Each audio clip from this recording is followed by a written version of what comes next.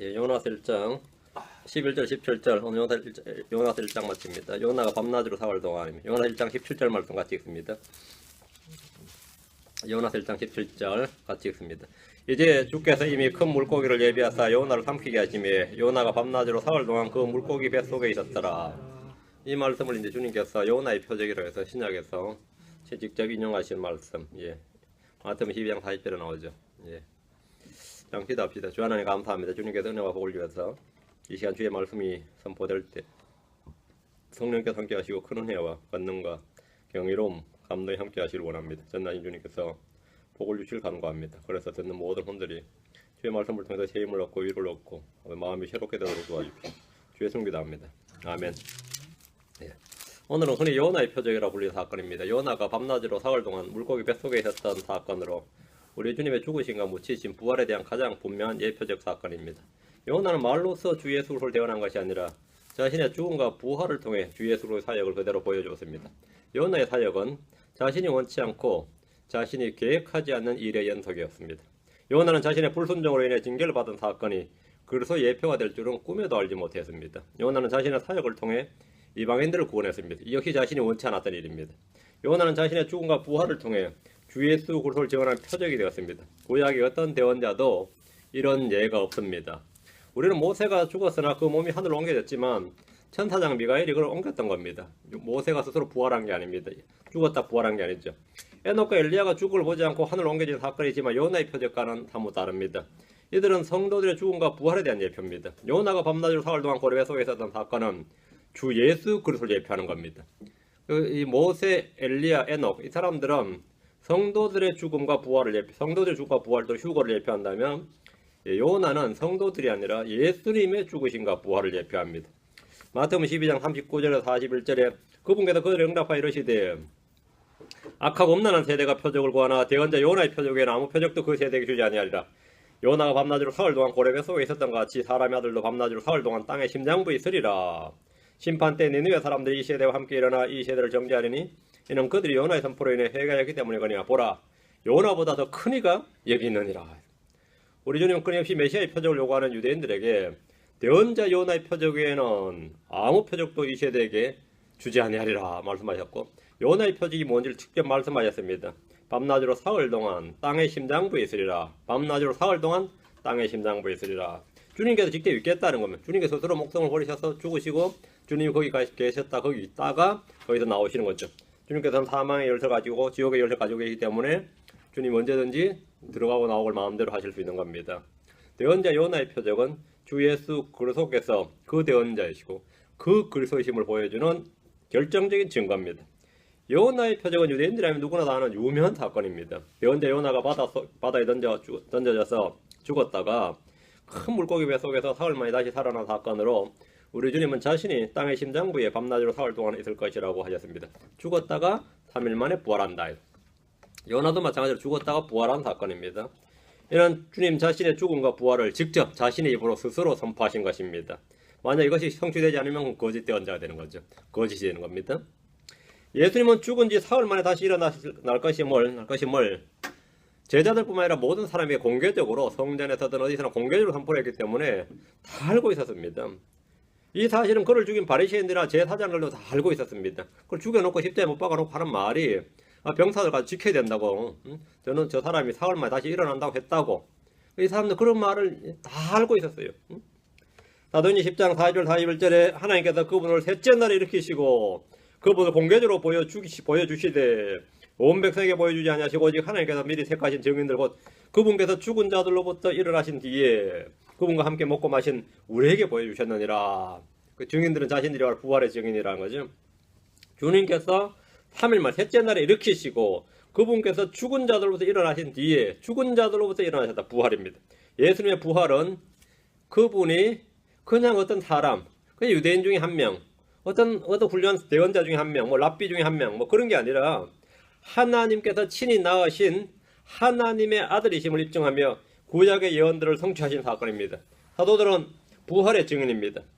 자, 사도행전 13장 와서 사도행전 13장 33절 34절 사도행전 13장 33절 34절 바로 그 약속을 조상들이 하신 약속이죠. 바로 그 약속을 하나님께서 예수님을 다시 일으키심으로써 그들의 자손을 우리에게 성취하셨다는 것이라. 그것은 곧 또 시편 둘째 편에 기록된 바 너는 내 아들이라 이날 내가 너를 낳았도다 함과 같도다. 또 그분께서 그분을 죽은 자들로부터 살리시고 이제 다시 썩음으로 되돌아가지 아니하게 하실 것에 관하여는 이같이 이르시되 내가 다윗에게 허락한 확실한 긍휼을 내게 베풀리라 하셨느니라. 예수님의 부활은 구약 성경에 기록된 약속의 성취입니다. 예수님께서 죽은 자들로부터 일어나신 것은 나사로나 다른 사람의 죽음과 부활과는 달리 다시 썩음으로 되돌아가지 않습니다. 나사로는 죽었다가 살아났지만 새 몸을 입은 것이 아닙니다. 영적인 몸을 입었다든지 부활의 몸을 입었다든지 하늘에 속한 몸을 입었다든지 그런 게 아니에요. 그냥 본래 몸이었습니다. 다시 살아났지만 새 몸을 입지 않았고 영원히 산 것이 아니라 다시 죽었습니다. 나인성 과부의 아들은 죽었다가 일어났지만 다시 죽었습니다. 어제 부산에서 응급병원에 가서 이제 죽었다고 사망 판단을 받아서 이제 영안실로 넣는데 냉동실로 넣는데 마지막으로 이제 검시관이 이제 경찰, 검시관, 의사 3명이 이제 넣기 전에 한번 다시 검사를 하고 있는데 움직이는 거예요. 그러니까 의사는 기적이다 그러고 보호자들은 의료사고다 그랬대요. 누가 맞을 것 같아요? 다 같이 기적이다 하고 기뻐해도 상관없고 다 같이 의료사고 돼도 상관없는데 의견이 갈리는 거죠. 한쪽은 기적이다 그랬어요. 의사들은 기적이라 그러고 한쪽은 의료사고다 이랬어요. 지금 다시 이제 응급실로 옮겨가지고 하는데 의식은 안 깨어났고 이제 맥박이나 혈압이나 이런 거 다 정상이라고 그러더라고. 체온이나 이런 거는 그랬답니다. 근데 다시 죽었다가 다시 산다고 해서 그 사람이 영원히 사는 것이 아니다 이거죠. 엘리야나 엘리사나 베드로나 바울도 죽은 자를 일으킨 적이 있지만 그들이 일으킨 사람들은 다 다시 죽었습니다. 그들의 몸은 여전히 육신의 몸이었습니다. 예수님은 다시 죽지 않으셨습니다. 사도행전 17장 31절 사도행전 17장 3절 31절 사도행전 17장 3절 31절 그리스도께서 반드시 고난을 받고 죽은 자들로부터 다시 일어났어야 함을 설명하고 주장하며 또 내가 너에게 선포하니 예수님이 그리스도시라 하니 이 예수님이 그리스도시다. 예수님이 누구라고요? 그리스도이시다. 예수님이 그리스도시다. 유대인들이 이 사실을 믿으면 구원받아요. 이 사실을 믿으면 구원받습니다. 예수 그리스도란 말은 예수님이 그리스도이시다 이 말입니다. 그 그리스도란 말은 뭐냐면 구약에서 기록된 율법과 대언자들이 증언하고 미리 기록된 바로 그분이시다 이 말이에요. 그분이 그리스도이시다. 10절 31절 이는 그분께서 한날을 정하사 그날에 자신이 정하신 그 사람을 통하여 세상을 의로 심판하실 터이기 때문이라. 그분께서 그 사람을 죽은 자들로 살리심으로써 그분께서 그 사람을 예수님이죠. 죽은 자들로부터 살리심으로써 모든 사람에게 그 일에 대한 확신을 주셨느니라 하니라. 그 일에 대한 확신을 주셨느니라. 예수님에 대한 믿음과 확신의 근거는 그분이 죽은 자들로부터 살아난 부활에 있습니다. 부활은 우리에게 주신 표적이고 권능이고 확신의 근거입니다. 예수님이 그냥 유대 한 명 대원자인지 그냥 청년인지 성인인지 말 그대로 그리스도인지 아는 확실한 방법, 그 표적이 뭐냐면 요나의 표적이다 이거죠. 요나의 표적이다. 요나의 표적 외에 다른 표적은 사실은 진정한 메시아의 표적은 못 됩니다. 요나의 표적이야말로 내가 그리스도란 사실, 부활이야말로 그분이 그 사람이 그냥 사람이 아니었다 이거죠. 하나님께서 육신을 입고 온 사람이었다. 그리스도였다는 확실한 표적이고 증거다 하는 겁니다. 자, 다시 요나 들어갑니다. 요나서 1장 11절. 요나서 1장 11절. 요나서 1장 11절입니다.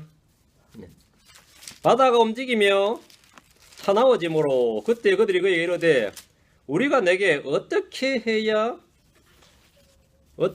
바다가 우리를 위해 잔잔하겠느냐 하시니 선원들이 요나한테 물은 겁니다. 그러니까 요나는 자신의 신원을 밝혔어요. 선원들은 요나가 누군지 왜 이 배를 타고 있는지 들었습니다.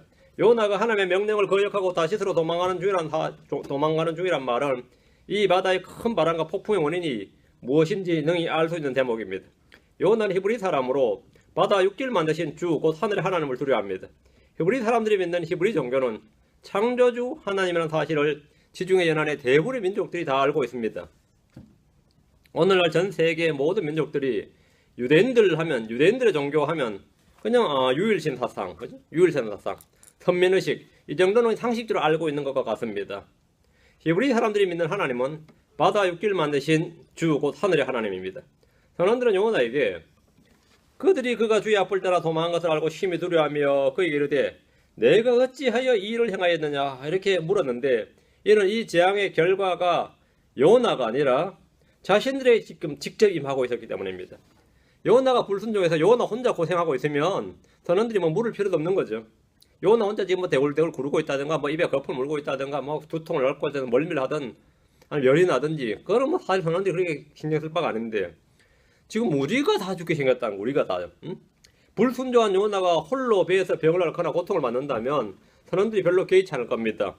자기 하나님을 떠나서 저렇게 불순종하다가 당하고 있구나 뭐 이 정도로 땜통이다든지 아니면 뭐 뿌린 대로 거둔다든지 이런 말 한마디 해주면 끝이죠. 그러나 지금 바다의 큰 바람과 폭풍은 이 배에 탄 모든 사람의 생명을 위협하고 있습니다. 요나로 인해서 뭐 누구 어떤 옆에 있다가 지금 말 누가 당한다고 지금 우리가 왜 지금 요나 때문에, 그죠? 뭐 그런 거죠. 한 사람의 범죄를 통해 많은 사람이 죽었습니다. 한 사람의 범죄로 말미암아 사망이 한 사람을 통해 군림했습니다. 한 사람의 범죄로 말미암아 심판이 모든 사람에게 많이 정죄에 일어났습니다. 한 사람의 불순종으로 인하여 많은 사람이 죄인이 되었습니다. 이것이 성경의 말씀입니다. 우리 이런 예를 많이 볼 수 있습니다. 아이성에서 한 사람 아간의 죄로 해서 이스라엘 전체가 전쟁에서 패하고 위기에 빠졌습니다. 한 사람 사울왕의 불순종은 사울의 집을 멸망으로 이끌었습니다. 전도서 10장 1절에 죽은 파리들이 약대사 향유에서 지독한 냄새가 나게 만드는 것 같이 작은 어리석음도 지혜와 명예로 명성을 얻은 자를 그렇게 만드느니라. 이 죽은 파리들이 향유를 향유로 뭐죠? 향유 냄새가 악취를 풍기게 하고 평생을 명예와 명성을 입어다 나왔는데 작은 어리석음으로 인해 가지고 그 다 무너뜨려 버린 거죠. 그래서 수치스럽게 말해요. 오욕 가운데 죽는 사람들은 수두룩하죠.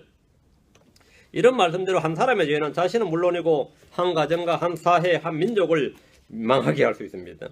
교회 역시 마찬가지입니다. 한 사람의 죄로 지역교회가 부서지기도 합니다. 지역교회가 한 사람을 해서 망가뜨려집니다. 고린도서 5장 6절에 너희가 자랑하는 것이 선하지 아니하도다 적은 누룩이 온 덩어리를 뜨게 함을 너희가 알지 못하느냐 이렇게 말합니다. 갈라디아 5장 9절에도 작은 누룩 하나가 온 덩어리를 뜨게 하느니라.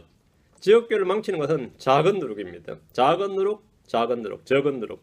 거짓 대언자, 거짓 교사 하나가 출현하면 온 덩어리가 뜨게 됩니다. 온 덩어리가 뜨게 돼요. 교회 잘 다니고 있다가 어느 날 갑자기 목사 설교가 막 변하기 시작하더니만 뭐 안 하면 저주 받는다, 복 못 받는다, 뭐 이러다가 뭐 희한하게 막 촥 바뀌다가 이상하게 변하더라, 뭐 이런 거 안 되는 걸 많이 보죠. 그래서 교회가 막 하고 어느 어떤 분이 뭐 그러잖아요. 지옥이 이게 실제 문자적 지옥이 아니라 그동안 내가 잘못 알았다.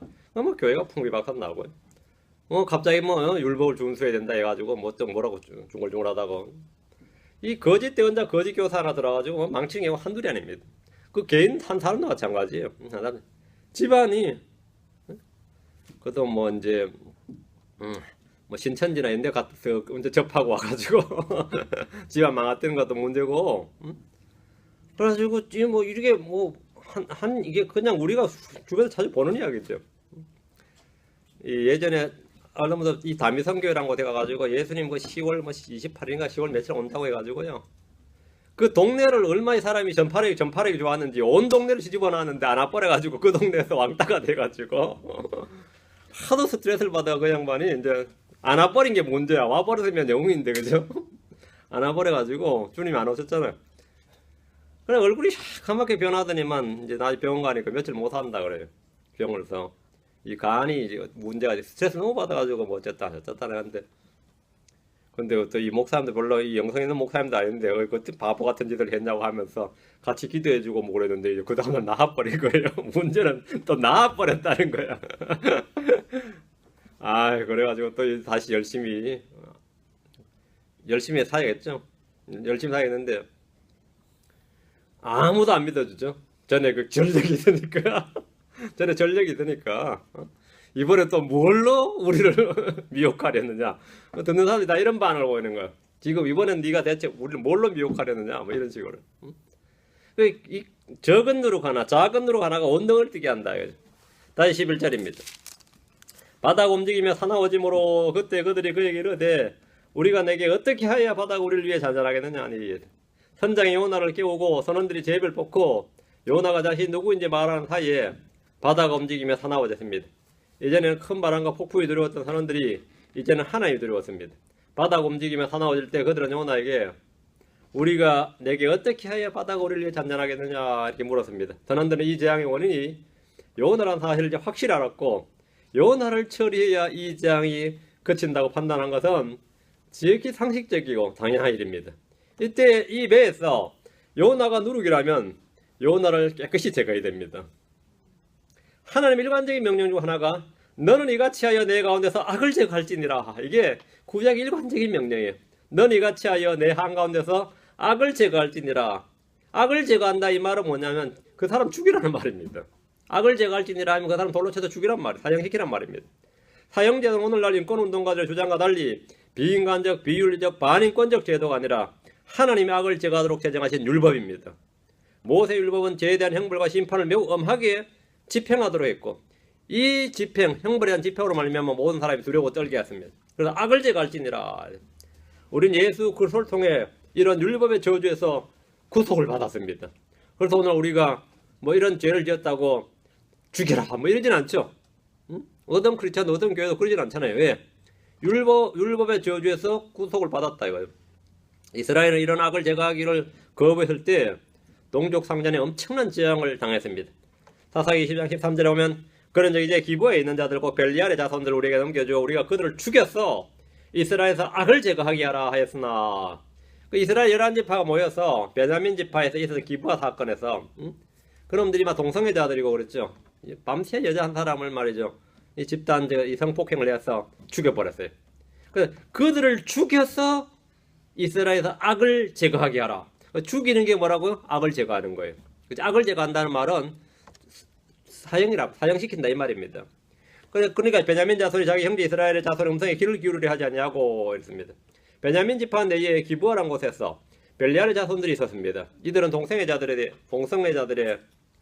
동성애자들에다가 음행하는 자들이었습니다.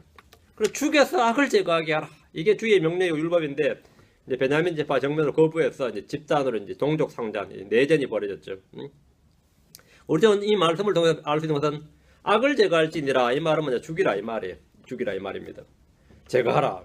우리가 내게 어떻게 하여야 바다가 우리를 위해 잔잔하겠느냐. 이제 선원들이 요나에게 답을 물었습니다. 이들은 요나를 어떻게 처리해야 할지 자신들이 의논하는 대신에 요나에게 직접 물었습니다. 어떻게 하면 되느냐? 네가 원인자니까 네가 해결책을 한번 말해보라 이거죠. 우리는 어떤 문제가 터질 때 항상 당사자에게 답을 찾거나 해법을 묻는 경우가 많이 있습니다. 네가 원인 제공자니까 네가 시작했으니까 결자해지다 이거예요. 어떻게 해야 되느냐 네가 한번 해봐라. 우리는 누군가로 인해 큰 피해를 볼 때 그 사람이 따지거나 불만을 토로하면서 책임져라. 빨리 이 문제 해결해라. 네가 이 문제 어떻게 하면 내가 네한테 어떻게 하면 되냐. 이런 식으로 요청을 합니다. 선원들도 마찬가지였습니다. 그러나 대부분은 사실 아무 소득이 없습니다. 그렇게 뭐 다그친다 해서 답이 나오는 건 아니에요. 우리는 인생이란 바다에서 큰 바람과 폭풍을 만날 때가 많이 있습니다. 그것이 누구로 인함이든 간에 그것이 나로 인함이든 누구로 인함이든 간에 많죠. 나 모르게 마누라가 뭐 빚보증을 사줬더라. 완전히 맞지. 집안 날아가 있네. 마누라 우리가 남편이 빚보증을 사줬더라. 앞에 도박을 했더라. 뭐죠? 집안이 막 풍지박 사야 된단 말이죠. 그럼 네가 했으니까 어떻게 하라고 뭐 방법이 없지. 어떻게 해 그때. 사실 소득이 없어요. 우리가 대부분 다 인생에서 만나는 일은 누군가로 인해서 그게 가족이든 뭐 자식이든 누군가로 친척이든 이게 민폐 어느 집에나 마찬가지 민폐 도리가 하나 있어요. 민폐를 끼치는 사람이 있다고. 그렇죠? 그래서 선원들처럼 부르짖기도 하고 바다에 짐을 던지기도 하고 별짓을 다 해도 이게 해결이 안 된다고. 폭풍의 원인을 찾기 위해서 제비를 던지기도 하고 그 제의가 떨어지면 요나처럼 다 인정하냐면 다들 내가 해. 왜 나한테 이러냐 그래요. 왜 나한테 다들 이래. 그러지 아무도 인정 안 해요. 응? 왜 다들 나한테 이러냐 그랬죠. 그러다 뭐 별짓을 다 하죠. 그러다 이제 점을 치기도 하고요. 응? 이제 크리스천들은 어떻게 하죠? 작전 금식 기도 들어갑니다. 그러지. 새벽 기도합니다. 금식 기도 들어갑니다. 뭐 이런 거. 책임자를 찾아서 직접 해결해 보라고 요구하기도 하고 별별 수단을 다 합니다. 그럼 우리 크리스천으로서 우리가 이럴 때 어떻게 해야 됩니까? 어떻게 해야 될 일이 뭐예요? 인생에서 겪는 고난과 내가 어쩔 줄을 모를 때 해야 할 일, 그게 뭔가 같습니까? 뭐한 것 같아요? 주께 부르짖는 겁니다. 고난 중에 주께 부르짖는 거예요. 시편 107편을 갑니다. 시편 107편에 보면 인생에서 겪는 뭐 대부분의 예외 없이 신자 불신자 구분 없이 예외 없이 인생에서 겪는 여러 가지 환난 풍파들이 거기 기록되어 있는데 시편 107편 6절 7절입니다. 인생이나 여행길, 나그네 길에서 겪는 어려움에 대한 해결책입니다. 시편 107편 6절 7절. 그때 그들이 고난 중에 주께 부르짖음에 그분께서 그들의 고통에서 그들을 건지시고 또 바른 길로 그들을 인도하사 그들이 거주할 도시에 이르게 하셨도다. 이게 뭐냐면 그 앞에 내용이 뭔지 한번 보세요. 사람이 길을 잃었을 때 말이에요. 줄이고 목마르며 혼이 기진할 때 그때에 그들이 고난 중에 주께 부르짖음으로 고통에서 건진받고 잃어버렸던 길을 찾고 거주할 도시 이룬다는 겁니다. 이것이 하나님의 선하심이다 이거죠. 하나님의 선하심이다. 4절부터 나오죠. 4절 5절이 우리가 겪는 고난이다 말이죠. 그들이 광야의 땅길에서 방황하고 거주할 도시를 찾지 못하며 줄이고 목마름에 그들이 오니 그들 속에서 기진하였도다. 내가 어떻게 살아야 될지 어디서 살아야 할지 뭘 하며 살아야 될지 모르겠다. 나는 길을 잃어버렸단 말이에요. 이럴 때 뭐하라고요? 그때에 그들이 고난 중에 주께 부르짖음에 그분께서 그들의 고통에서 그들을 건지시고 또 바른 길로 그들을 인도하사 그들이 거주할 도시 이렇게 하셨도다. 그래서 살 길 열어줬다 이 말입니다. 그래서 살게 된 겁니다. 그래서 여기에 정착하게 됐지 이렇게. 인생에서 한 번씩 겪는 모든 일들이죠. 다음 13절 14절입니다. 이번엔 순례의 길, 영적 문제로 겪는 어려움입니다. 13, 14절. 그때 그들이 고난 중에 주께 부르짖으며 그분께서 그들의 고통에서 그들을 구원하시되 어둠과 사마의 그늘에서 그들을 데리고 나오시고 그들의 결박을 끊으셨도다. 이번은 영적 고통입니다. 하나님의 말씀을 거역함으로 고역으로 마음을 낮추시고 넘어져 돕는 자가 없을 때 그들은 주께 부르짖음으로 고통에서 구원받고 어둠과 사망의 그늘에서 주님이 그들을 데려 나오셨다는 겁니다. 그 내용이 바로 뭐죠? 10절, 11절 맞죠? 10절, 11절, 12절이죠. 10절 어둠과 사망의 그늘에 앉은 자들이 고난과 쇠사슬에 매인 것은 그들이 하나님의 말씀들을 거역하며 지켜 높으신 이의 계획을 멸시했기 때문이라. 백슬라이딩한 사람들이 어떻게 구원받느냐죠. 주의 말씀을 거역해서 지금 고난을 받는 겁니다. 그러므로 그분께서 고역으로 그들의 마음을 낮추시니 그들이 넘어져도 돕는 자가 없었다. 그 길이 없어요. 누가 나 좀 도와줄 사람 찾아도 없어요. 이럴 때에 뭐 하라고요? 13, 14절에 예, 고난 중에 주께 부르짖으라요. 그럼 주님께서 어떻게 하신다고요? 그들을 구원하시되 고통에서 그들을 구원하시되 어둠과 사마의 그늘에서 그들을 데리고 나오시고 그들을 결박해서 끊으셨도다. 다음 19절 20절입니다. 이번 어리석음으로 인해 죄와 불법으로 겪는 고통의 문제입니다. 그때 그들이 고난 중에 주께 부르짖으며 그분께서 그들의 고통에서 그들을 구원하시되 자신의 말씀을 보내어 그들을 고치시며 멸망들에서 그들을 건지셨도다. 어리석음으로 인해 이 말은 대부분 뭐냐면 어리석은 판단이나 어리석은 결정으로 인해 겪는 고난이에요. 그때 그러지 말았어야 되는데 말이에요.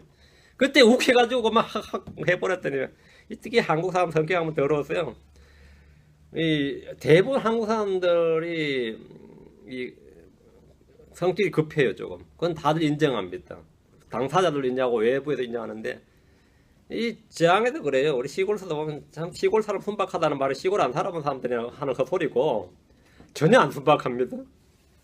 산에 사는 사람이나 바다 사는 사람이나 마치 산골 뭐 계곡에 사는 사람들 도시 사람들보다 뭐 더 순박하지 않아요. 싸우면 그 불질러 버린다 소리가 입에서 불질러 버린다 뭐 우물 약타 버린다 뭐 이거 뭐 죽여 버린다 소리가 말이죠. 그게 막 얼마나 살벌한 소리가 입에서 자연스럽게 나오는지 몰라요. 막 싹 불사질러 버린다니 뭐 불사질러 주고 또 술 한잔 먹으면 그냥 그 강물에 뛰어드는 놈 강물에 물가 콕 뛰어드는 놈 하나 있어요. 주위 사방 들먹거리다가 뛰어드는 놈 하나 있어요. 응? 어느 동네나 있어요 그게. 우리 동네만 있는 게 아니에요. 어느 동네나 있어요. 어느 동네나 고함 지르면서 순박 같은 소리 하고 있네. 그런데 순박은 무슨 얼어 죽을 순박이야. 시골 사람 순박 안 합니다. 순박은 무슨 순박이. 그런데 어쨌든 그래가지고 진짜 불사질러 버린 거예요. 이 미친놈들이 그 근육 속이고 껴가지고 누구 말릴 줄 알고 근데 아무도 안 말려가지고 진짜 불사질러 버린데 없는 살림에 불사질러 버리면 어떻게 되는 거예요? 겨울 끝나는 거예요.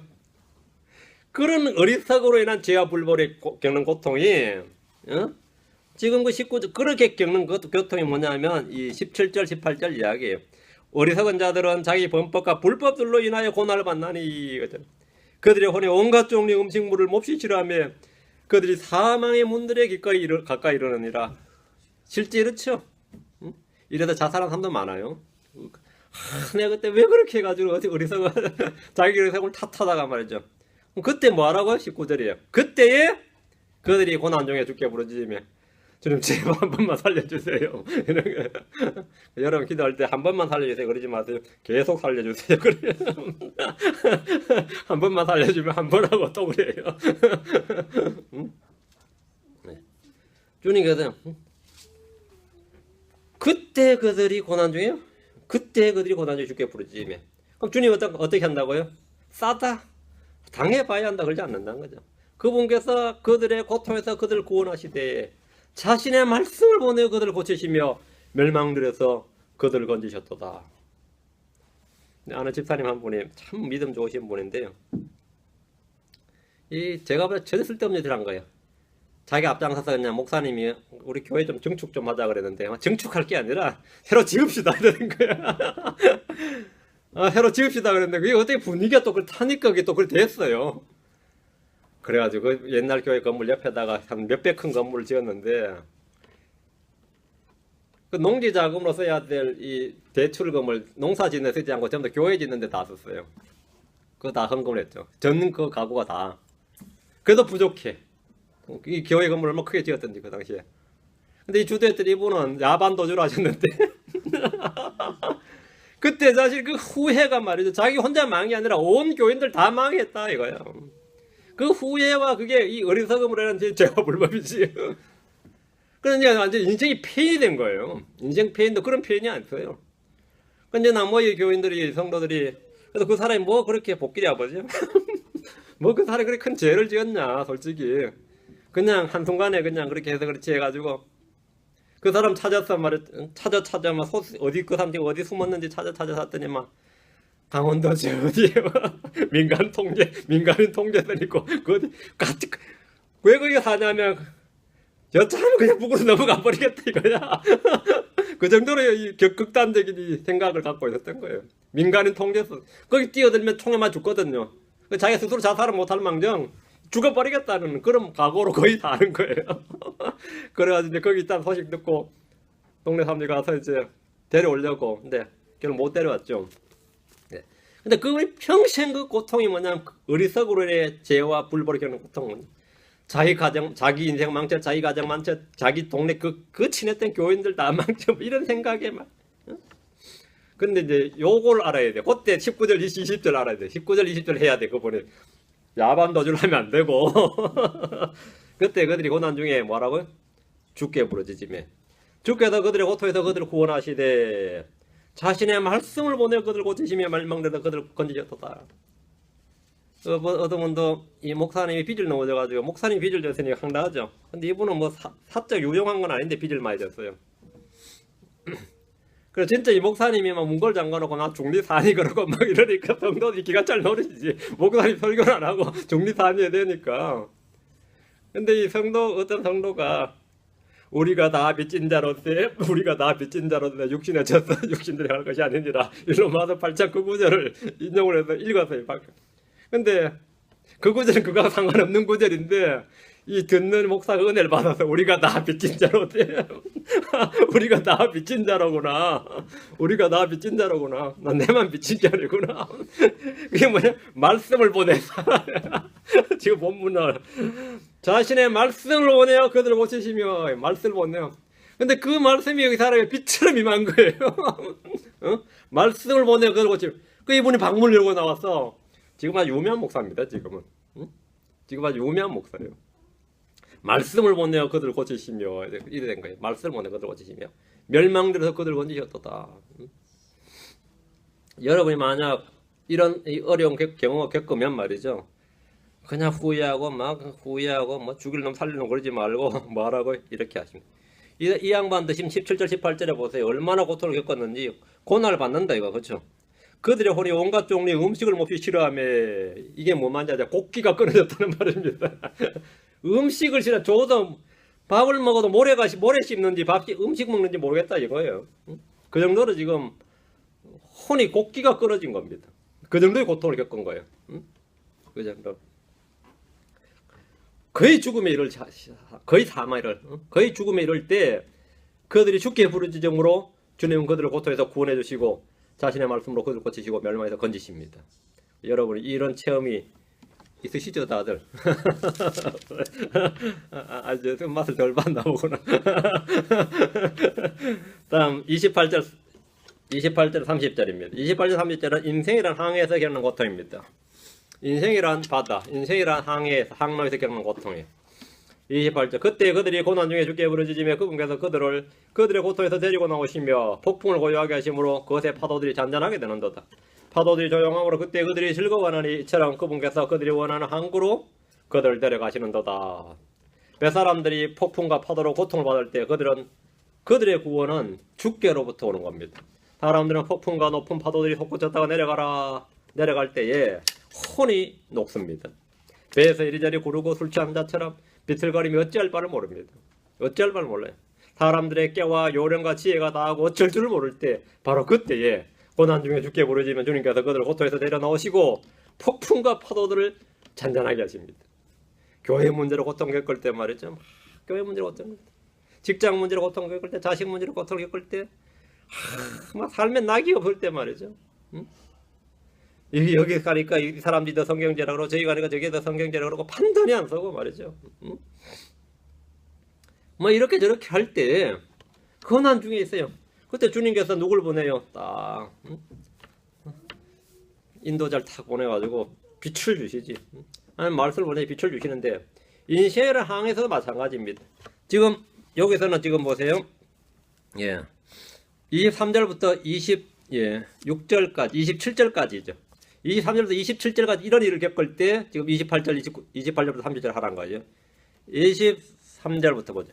배로 바다에 내려가는 자들과 큰 물에서 사업을 하는 자들 곧 이들은 주께서 행하신 일들과 기품 속에 있는 그분의 이적들을 보나니 그분께서 명령하사 폭풍을 일으키심에 그것이 자기의 파도들을 높이 일으키는도다. 그들이 하늘로 솟구쳤다가 다시 기품들로 내려가나니 고난으로 인하여 그들의 혼이 녹는도다. 그들이 이리저리 구르고 술 취한 자처럼 비틀거리며 어찌할 바를 모르는도다. 그렇지? 어찌할 바를 모르는도다. 이게 우리가 이렇지 않는 사람이 누가 있어요? 올라갔다 내려갔다 뒹구르고 구르고 이리저리 구르고 말이죠. 어찌할 바를 모른단 말이죠. 그리고 어찌할 바를 모른다. at the which end죠. with 사람의 재치, 꽤, 요령, 지혜가 end 끝났을 때에만 그게 우리말로 어찌할 바를 모르고 이런 번역했죠. 사람들의 깨와 요령과 지혜가 다 끝났을 때 어떻게 할 도리와 방법이 없을 때 어떤 강구할 방법이 없다면 이럴 때 그때 뭐하라고요? 고난 중에 주께 부르짖지만 주님께서 그들을 고통에서 데리고 나오시고 폭풍과 파도들을 잔잔하게 하신다. 주님이 그들을 원하는 항구로 소원의 항구로 인도하신다. 인생의 항에서 가장 중요한 것 안전한 폭으로 안전하게 들어오는 방법이 뭐라고요? 주께 부르짖는 겁니다.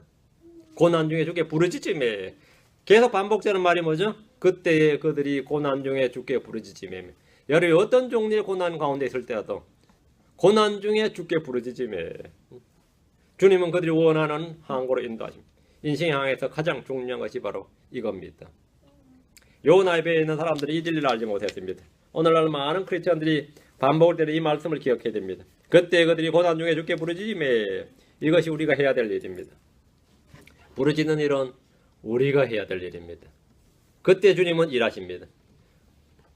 그분께서 그들의 고통에서 그들을 건지시고 구원하시되 데리고 나오시며 이것은 주님께서 하시는 일입니다. 선원들이나 요나가 바다 가운데도 지금 해야 할 일은 뭐 하는 거를? 주께 부르짖는 겁니다. 주께 부르짖는 겁니다. 그럼 요나가 뭐라고 해야 되죠? 주께 부르짖으라 이래야죠. 그게 답이란 말이죠. 근데 요나가 뭐라고 답하죠? 12절에 그가 그들에게 이르되 나를 들어 바다에 던지라. 나를 들어 바다에 던지라. 그리하면 바다가 너희를 위해 잔잔하리라. 나로 인하여 이 큰 폭풍이 너희에게 임한 줄을 내가 아노라 하니라. 요나는 사람들에게 나를 들어 바다에 던지라. 그리하면 바다가 너희를 위해 잔잔하리라. 이렇게 답을 줬습니다. 요나는 주님께 회개하고 긍휼을 구하는 대신에 잠잠히 담담하게 자신의 죽음을 택했습니다. 사실 이것은 최악의 선택입니다. 최악의 선택이에요. 요나는 자신의 죽음을 스스로 선택했습니다. 유대의 대제사장이었던 가야바가 요한복음 11장 50절에 또 한 사람이 백성을 위해 죽어서 온 민족이 멸망하지 않게 되는 것이 우리에게 유익한 줄을 깊이 생각하지 아니하는도다 하더라. 이러면서 예수님의 죽음을 옹호했던 것처럼 요나는 백성을 위해 죽었어 온 민족이 멸망하지 않게 하려는 겁니다. 예수님께서 스스로 자기 목숨을 내어놓으신 것처럼 요나는 자기 목숨을 내어놓았습니다. 그는 자신의 죽음을 통해 아시리아로부터 자기 민족을 구원하려는 겁니다. 누군가의 구원을 위해서 자기 생명을 내어놓는 것은 아주 위대한 사람이며 이 점에서는 예수 그리스도의 모형입니다. 이 점에서는 예수 그리스도의 모형입니다. 로마서 5장 6절과 8절에 우리가 아직 힘이 없을 때에 그리스도께서 정하신 때가 되어 경건치 아니한 자들 위해서 죽으셨느니라. 의로운 사람을 위해 죽는 자가 거의 없고 선한 사람을 위해 감히 죽고자 하는 자가 혹 있거니와 우리가 아직 죄인이었을 때 그리스도께서 우리를 위해 죽으심으로 하나님께서 우리를 향한 자신의 사랑을 당당히 제시하시느니라. 우리를 향한 자신의 사랑을 당당히 제시하느니라. 요나는 자원에서 죽음을 택했고 나를 들어 바다에 던지라 이렇게 말합니다. 요나는 자신의 죽음을 통해 입에 탄 사람들과 자기 민족을 구원하려는 겁니다. 나로 인하여 이 큰 폭풍이 내게 임한 줄을 내가 아노라 하니라. 요나는 주의 징계와 심판을 받아들였습니다. 요나는 폭풍의 원인을 알고 있었고 해결책은 범죄한 자신이 죽는 것이라고 생각했습니다. 악을 제거할지니라. 그는 죽기로 결정했습니다. 나를 들어 바다에 던지라. 요나가 아는 성경 구절은 주로 에스겔서의 말씀. 죄를 짓는 혼, 그 혼은 죽을지니라. 이 말씀입니다. 그 에스겔에 나오는 말씀대로 의로운 자의 의가 그 위에 임하고 사악한 자의 악이 그 위에 임하려다 하고 자신을 판단했습니다. 그 자신은 죽어 마땅한 자고 죽음을 별 수 없이 받아들여야 된다. 이건 방법이 없다. 그 자신이 죽지 않으면 뭐가 된다? 이스라엘의 구원 없다. 이거죠. 사람들은 심판을 받을 때 자신의 죄가 다 생각이 납니다. 재앙의 순간에 평소에는 전혀 의식하지 못했던 숨겨둔 죄까지 다 기억이 납니다. 이때 기억세포가 다 살아나요. 특이한 일입니다. 평소에는 기억이 안 났던 다 잊어버렸던 이야기들도 어떤 재앙의 순간에 다 기억이 나요. 다 기억이 나요. 근데 요나는 지금 고의적으로 죄를 지었기 때문에 달리 말할 필요가 없었습니다. 범죄한 혼들이 회개를 통해 주의 긍휼을 입는 것은 사악한 니느웨 사람들만 해당되는 것이 아니라 이스라엘과 요나 자신에게도 필요한 진리입니다. 요나는 니느웨 사람들의 사악함을 심판해 주기를 원했던 대언자로서 차마 자신의 죄와 불법에 대해서 주께 용서와 긍휼을 구하지 못했습니다. 그건 말이 안 되죠. 니느웨 사람들 사악함 심판해달라고 막 청원하는 대언자가 자기 죄는 용서해달라고 청원하면 그게 말이 안 되거든. 자기도 심판받고 니느웨도 심판받고 뭐 증빙합니다. 야고보서 2장 13절에 긍휼을 베풀지 않는 자는 긍휼 없는 심판을 받으리라. 긍휼은 심판을 이기고 기뻐하느니라. 요나는 니느웨를 정죄했고 그들에게 가서 말씀을 선포함으로써 회개할 기회조차 주는 것을 거부했습니다. 그런 요나가 자신이 지은 죄에 대해서 긍휼을 구하기는 어려웠을 겁니다. 13절입니다. 요나 1장 13절. 그럼에도 불구하고 그 사람들이 힘써 노를 저어 배를 육지로 가져가려 했으나 바다가 움직이며 그들을 향해 사나워짐으로 능히 하지 못하더라. 이 구절은 어떤 사람도 자신의 행위로 구원받을 수 없음을 잘 보여줍니다. 사람의 수고와 노력으로 주의 진노와 심판을 피할 수 없습니다. 그들은 자신의 힘으로 스스로 자신을 구원할 수 없다는 겁니다. 아무리 힘써 노를 저어서 가려 해도 안 되는 겁니다. 그러나 바다는 점점 사나워지고 배를 육지로 내는 일은 불가능했습니다. 이 등산을 하는 사람들 말이죠. 이 산악인들한테 물어보면 제일 어떨 때 등산에서 그냥 이 매료가 되냐 물어보면 그거 힘든 거 왜 하냐 그러면 이 자연 앞에서 사람의 무력함을 느낀다 그래요. 그 거대한 산 있죠. 그 거대한 산에 오르면서 그 하이킹을 하면서 자연 앞에서 사람의 무력함을 느낀다 그래요. 바다를 건너는 사람들은 그런 것을 더 많이 체험합니다. 바다 위에 뜬 배에서 사람이 아무것도 안 했다는 거죠. 아무것도 안 했어. 사람의 힘과 지혜로 되는 일이 많고 뭐 별별 일이 다 할 수 있다 이렇게 여겼던 사람들이 막사이 자연의 이 앞에 섰을 때, 바다든 산이든 뭐든 간에 하는 거 섰을 때 사람이 얼마나 연약한가를 아는 것은 뭐 너무나 자연스러운 일이고, 이건 인생을 살아본 사람일수록 나이가 들수록 더 점점 체험하는 겁니다. 자신감이 넘치는 사람도 위기에 놓여보면 자신의 한계를 알게 됩니다. 방법은 대언자 요나가 그들에게 말한 대로 요나를 바다에 던지는 겁니다. 생명은 생명으로 계속합니다. 누군가의 죽음 없이는 생명을 얻을 수 없다는 것은 창세기부터 계시록까지 성경 전체적으로 계시된 진리입니다. 예수 그리스도는 우리를 대신해서 희생물이 되셨습니다. 주님은 자원에서 자신의 생명을 내놓으셨습니다. 자신의 살과 피를 주셨습니다. 우리 인간적인 수단과 방법과 노력을 포기하고 주님의 죽으심을 통해 구원받습니다. 요나는 자신의 죽음을 통해 입에 있는 선원들을 구원하고 더 크게는 자기 민족 이스라엘을 구원하려고 하고 있습니다. 선원들은 힘써 노를 저어서 배를 육지에 가져가려고 하지만 바다가 움직이며 사나워졌습니다. 이제 해야 될 남은 게 뭐죠? 죽게 부르짖어야 됩니다. 이제는 어쩔 수 없어 죽게 부르짖어야 됩니다. 14절. 그러므로 그들이 죽게 부르짖어 이르되 오 주여 주께 간청하오니 이 사람의 생명을 위하여 우리가 망하지 않게 없소서. 무죄한 피를 우리에게 돌리지 마옵소서. 오 주여 주께서는 친히 기뻐하시는 대로 행하셨나이다 하고 그들은 마침내 요나가 말할 하나님 주 하나님께 부르짖었습니다. 이 부르짖으면 구원받습니다. 주께 부르짖으면 그 고난에서 고통에서 건져내시고 구원받아요. 주께 부르짖을 때 긍휼이 임하고 은혜가 임합니다. 주께 부르짖을 때 구원이 임합니다. 주께 부르짖을 때 주님께서 응답하십니다. 성경은 주께 부르짖었던 이스라엘, 주께 부르짖었던 사람들의 기록이 수록합니다. 시편 107편에 지금 6절, 13절, 19절, 28절 반복해서 하는 말이 뭐죠? 그때 그들이 고난 중에 주께 부르짖음에 그분께서 그들의 고통에서 그들을 건지시고 그들을 구원하시고 그들을 인도하시고 이 말씀이 4번이나 나옵니다. 다윗은 말하기를 내가 고통 중에 주께 부르짖었더니 그분께서 내 말을 들으셨도다 이렇게 내가 고통 중에 주께 부르짖었더니 그 주님이 말씀 드립니다. 주께 부르짖어 기도하는 것은 가장 효력이 큰 기도입니다. 평소에 말할 때 우리가 뭐 무시할 수 있어도 애가 아픈 가운데서 엄마 그러면 그건 또 다르죠. 효력 있죠 좀. 아파서 막 끙끙대면서 부탁을 하면 말이죠. 그거는 효력이 달라요. 여러분이 고통 중에 부르짖으면 그거는 거의 100% 응답됩니다. 고통 중에 막 혼을 쏟아내고 부르짖으면 그거는 뭐 거의 응답됩니다. 한번 해보세요.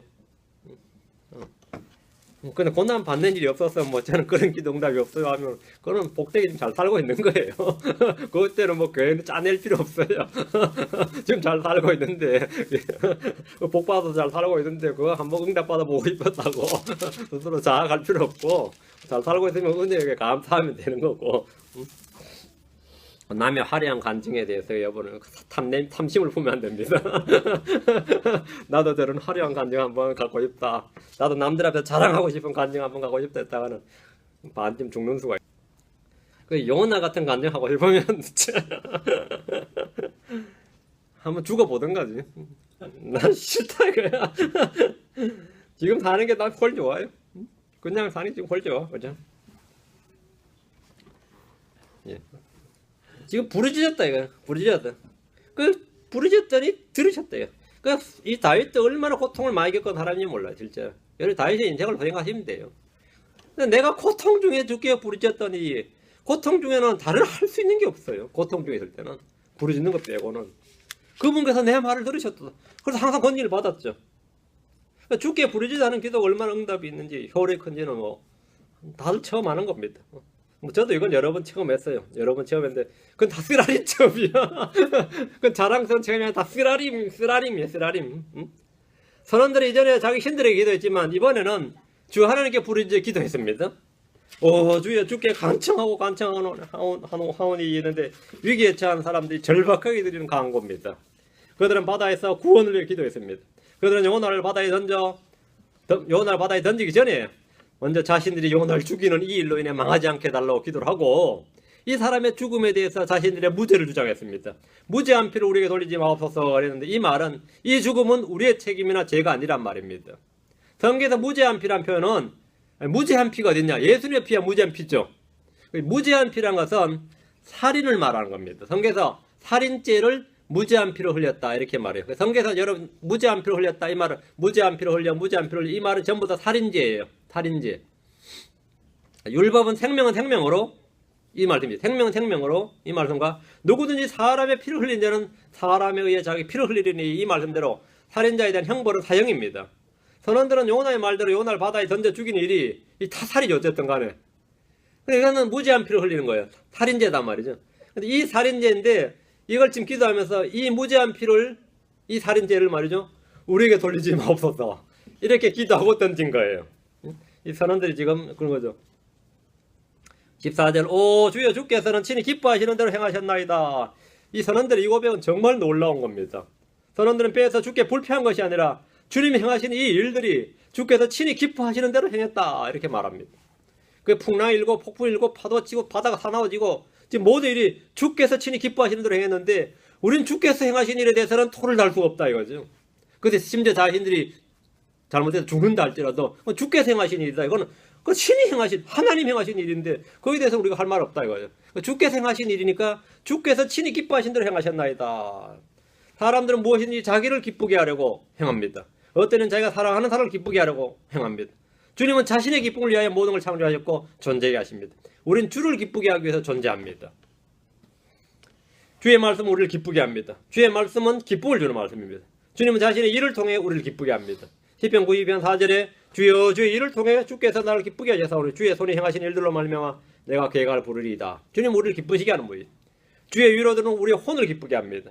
성경이 주는 위로, 성령의 위로, 위로의 하나님 이런 말씀이 있습니다. 찬양은 주를 기쁘시게 하는 희생물입니다. 우리가 주를 기쁘시게 하는 겁니다. 믿음이 없이는 하나님을 기쁘시게 할 수 없습니다. 하나님은 믿는 자를 기뻐하십니다. 그 믿음이 주를 기쁘시게 하는 겁니다. 우린 주께 합당하게 걸어서 모든 일에서 그분을 기쁘게 합니다. 우린 주께 합당하게 걸어서 우린 부모에게 순종하는 일로서 주를 매우 기쁘게 할 수 있습니다. 구제와 헌물은 달콤한 냄새 향교 받으실 만한 희생물이며 하나님을 매우 기쁘게 하는 겁니다. 하나님 우리를 기쁘게 하고 우리는 주님을 기쁘시게 하는 존재. 이것이 바로 신앙생활입니다. 요나에 비해 선원들은 주께서 행하시는 일에 대해서 조금의 불편이나 불만이 없습니다. 모든 일은 주께서 기뻐하시는 대로 행하는 것이라고 말합니다. 이건 그 욥의 수준이죠. 이건 그 선원들의 수준이 욥의 수준이 이거 엄청난 겁니다. 주께서 기뻐하시는 대로 행하였나이다. 이 일도 주의 뜻이라면 그럼 뭐 내가 받아들인다요. 주의 뜻이라면 주께서 기뻐하시는 대로 주께서 행하신 일에 대해서 내가 무슨 할 말이 있느냐 이거예요. 이건 엄청난 이야기예요 지금. 욥기 9장 12절에 보라 그분께서 가져가시면 누가 그분을 막을 수 있겠느냐. 누가 그분께 이르기를 주께서 무엇을 하시나이까 하겠느냐. 주께서 가져가시면 내 생명을 가져가든 재물을 가져가든 가족들을 가져가든 주께서 가져가시면 주께서 뭘 하시니까 주님 지금 뭐 하십니까? 이렇게 할 수 있겠느냐는 거예요. 그럼 이 선원들이 지금 그 수준의 믿음을 가지고 있어요. 전도서 8장 4절에 왕의 말씀이 있는 곳에 권능이 있나니 누가 왕에게 이르기를 왕께서 무엇을 하시나이까 할 수 있으랴. 주권이다 이거예요. 그러니까 주님의 권한이고 주님께서 마음대로 행하실 수 있고 주님이 행하신 일에 대해서 우리가 감히 한마디도 토를 달 수가 없다. 주께서 무엇인지 마음대로 행할 수 있고 자신의 기뻐하시는 뜻대로 행하시는 분입니다. 선원들은 지금 바로 주께서 친히 기뻐하시는 대로 행하셨나이다. 여기에 대해서 우리가 아무 할 말이 없습니다. 다만 주님께서 긍휼을 베풀어 주시옵소서지 거기에 대해서는 없다. 이건 엄청난 이야기죠. 15절 이처럼 요나를 들어 바다에 던지니 바다가 격렬히 뛰놀기를 그치매 그들은 기도를 마친 후에 요나를 들어서 바다에 던졌습니다. 바다는 즉시 잠잠해졌습니다. 바다에 이는 모든 바람과 폭풍이 주님께서 일으키신 것은 아닙니다. 어떤 것은 마귀가 일으킨 겁니다. 제자들이 탄 배에 파도가 들이쳤을 때 주님은 바람을 꾸짖으셨습니다. 꾸짖었다. 이 뭐예요?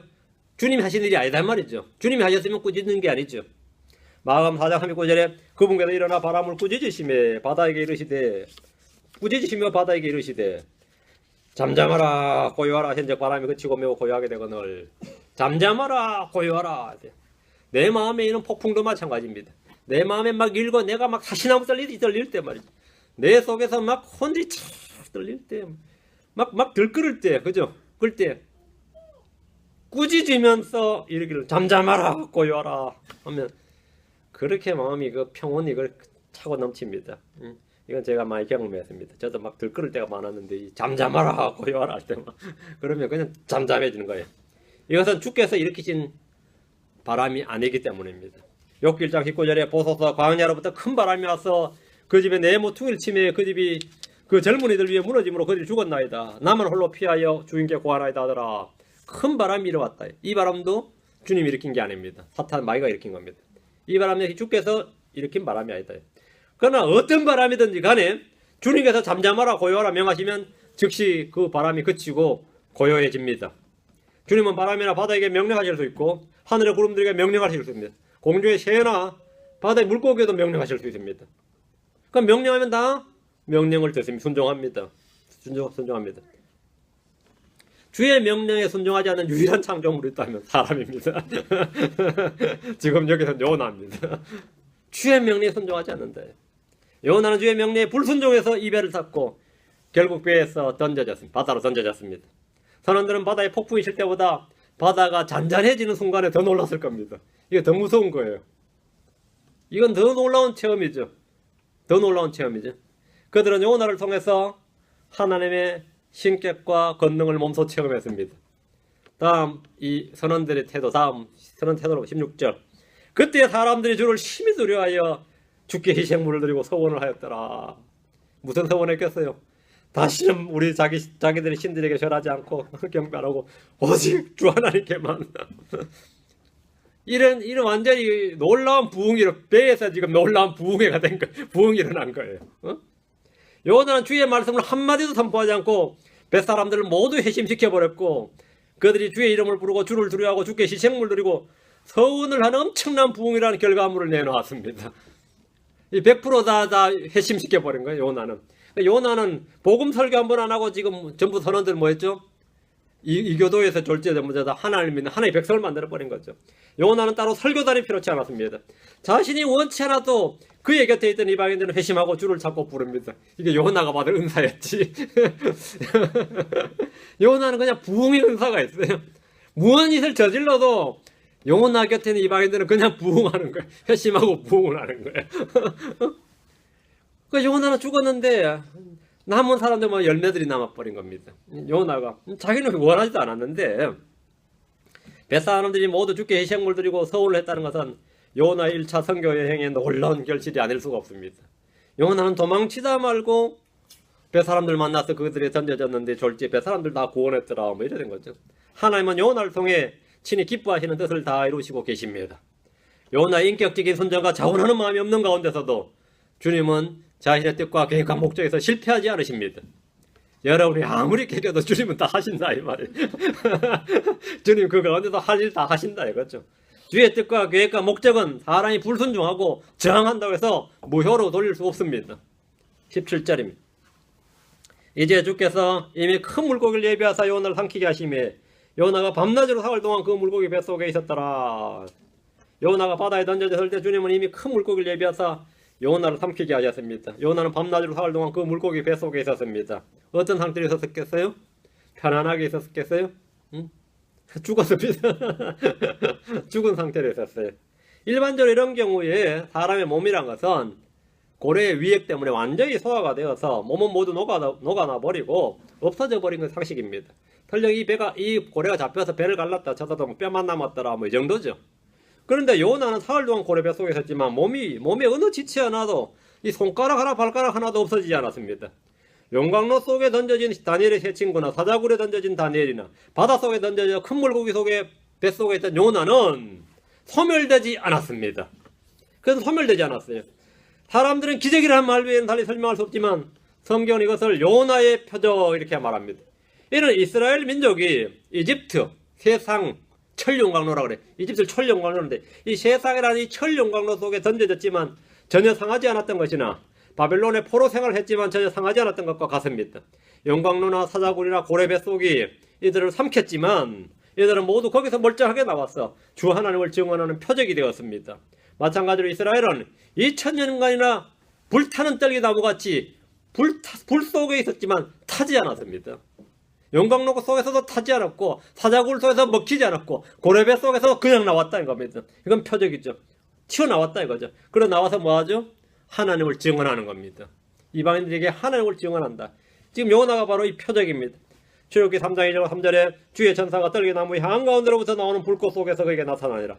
그가 보니 보라 그 떨기나무에 불이 붙었으니 떨기나무가 소멸되지 아니하여서 불이 붙었는데 소멸이 안 됐다.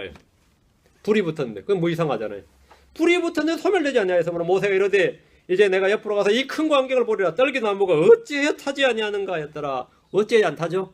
그 속에 누가 있었어요? 주님이 계셨죠. 마찬가지입니다. 주님이 그 속에 계십니다. 그 사람은 뭐라? 다시 나옵니다. 죽어도 나와요. 우리 속에 성령 있으면 묻혀도 백년이든 천년이든 일단 나옵니다. 우린 나옵니다. 이거는 이스라엘의 민족적 운명을 모세에게 보여준 겁니다. 이스라엘은 불 가운데 있거나 물 가운데 있거나 어디에서도 소멸되지 않습니다. 하나님께서는 그런 환경 속에서도 그들을 보호하시고 그들을 다시 끄집어내십니다. 그게 마른 꼴짝의 뼈들이라고 그러죠. 마른 꼴짝의 뼈들이다 말이죠. 주님 우리를 지키시는 분입니다. 하나님 우리를 보존하시는 분입니다. 하나님 다시 들어가던 배에서 요나가 바다로 던져졌을 때 살아있는 거대한 잠수함을 준비했습니다. 고래는 요나를 삼켰지만 결코 그를 양식으로 삼지 못했고 단지 니느웨로 가는 잠수함 역할만 했을 뿐입니다.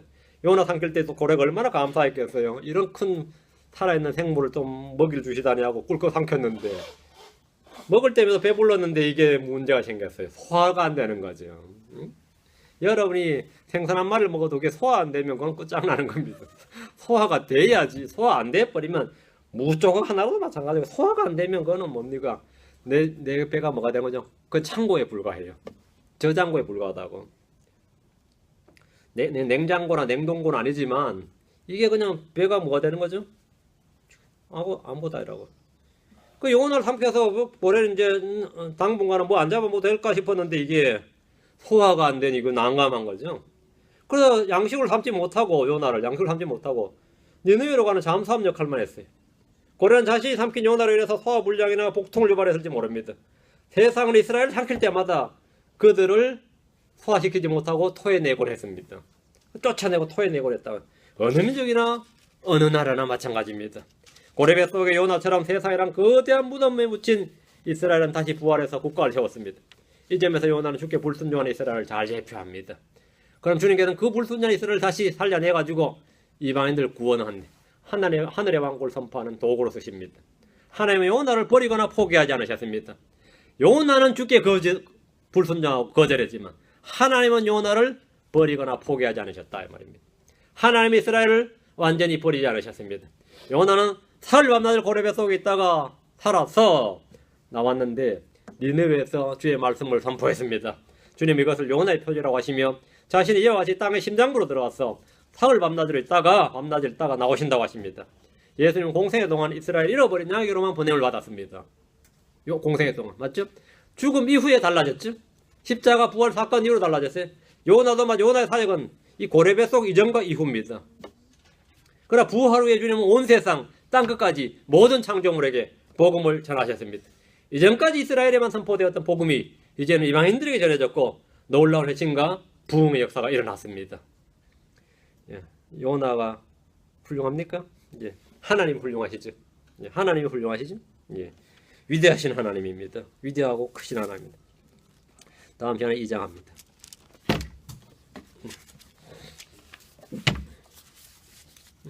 자, 기도합시다. 위대하시고 거룩하신 주 하나님 감사합니다. 주님께서 은혜와 복을 위해서 오늘 주의 말씀을 허락해 주심을 감사하고 그래서도 저희에게 말씀을 주시기를 원합니다.